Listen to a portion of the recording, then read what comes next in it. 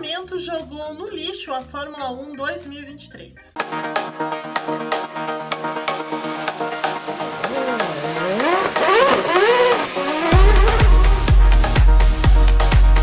Olá, amigos do Grande Prêmio, tudo bem? Evelyn Guimarães por aqui. Antes da gente falar então sobre esse momento desastroso da Fórmula 1, eu peço que você se inscreva no nosso canal se ainda não o fez, que acione o sininho aí e também permita que o seu celular receba as notificações, assim você não perde nada do nosso conteúdo e que, claro, deixe um joinha aí no final desse vídeo.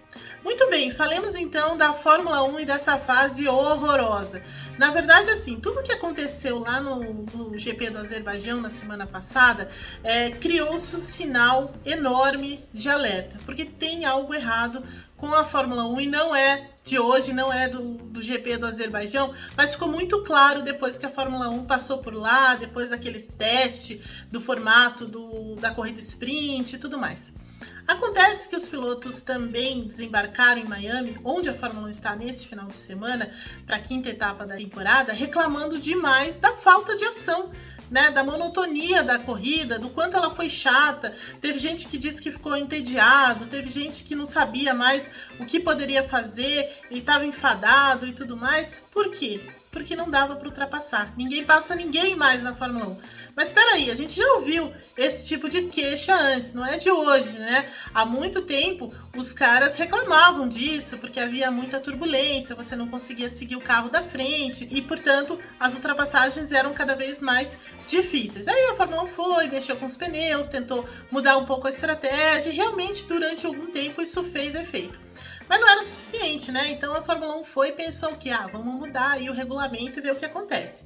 Mudou o regulamento de 2021 para 2022, nessa mudança revolucionária, como eles venderam e tudo mais. Trouxeram de volta o efeito solo, que muda aí a aerodinâmica dos carros, a maneira como o downforce é gerado e tudo mais. Deixou o carro mais limpo, né? Porque ele tirou todos aqueles boards, os recursos, aletas e tudo mais, que serviam, né, para gerar esse downforce, melhorar a eficiência aerodinâmica e tudo mais. Então o carro tá mais limpo, dependendo mais do assoalho. Só que assim, né? Por que então não dá para ultrapassar?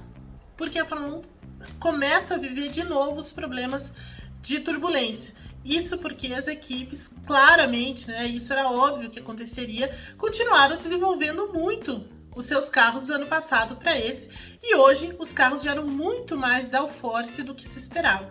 E nesse momento, é claro que as ultrapassagens ficariam cada vez mais difíceis pela própria evolução dos carros. Então, no primeiro momento, a gente pode dizer que a Fórmula 1 subestimou o poder de evolução dos carros, mas tem outros problemas. Então, assim, não é só a turbulência, não é só esses problemas que fazem com que as ultrapassagens sejam mais difíceis. É realmente difícil por causa disso, mas também tem a questão dos pneus, né, que são mais resistentes. Por exemplo, na corrida do Azerbaijão, os caras, teve gente, né, Nico Hülkenberg, o Ocon e tal, que andaram 50 voltas com o mesmo pneu. Então, assim, a falta de uma variação tática, né, uma variação de estratégias aí nas corridas, também ajuda a deixar a corrida pior, né, porque ela fica cada vez mais previsível. Então, uma parada é muito pouco, né, então teria de haver uma variação maior, um agito maior nesse sentido, um suspense até, em função dos pneus, mas não é o que acontece. E hoje os pneus estão muito, muito resistentes. Embora algumas equipes tenham algum problema de desgaste e tudo mais, não é como anos atrás. E isso reduz também essa questão de você ter uma corrida mais agitada e tudo mais. Com relação ao carro, além dessas questões envolvendo a aerodinâmica, os carros estão mais pesados, né? É tanque de guerra mesmo.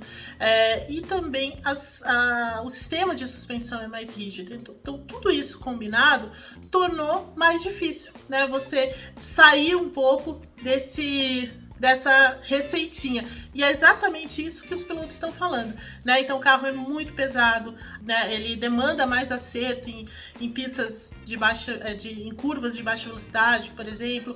Há turbulência e suspeita-se que a turbulência, quando você vai começar a seguir o carro da frente, é muito maior nos circuitos de rua, mais estreitos, né? Com as paredes mais perto. Então, assim, são vários elementos agora que a gente pode colocar nesse balaio para justificar também, para explicar um pouco desse momento que a Fórmula 1 passa.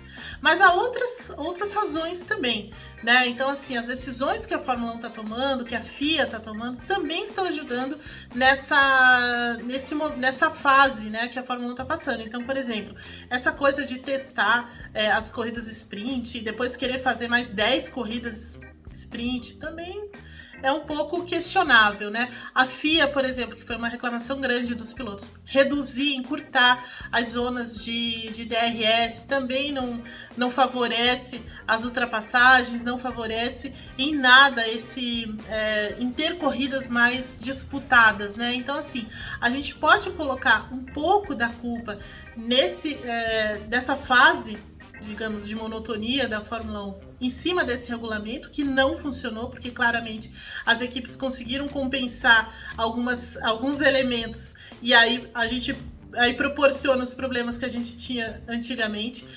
Os pneus também são uma razão para isso, porque muito resistentes, com pouca margem para você lidar aí com estratégias, mas as decisões que FIA e Fórmula 1 vem tomando. Então, assim, ou muda tudo, ou começa tudo de novo, ou as corridas vão ficar cada vez piores, porque eu não vejo a Red Bull retrocedendo no desenvolvimento dela.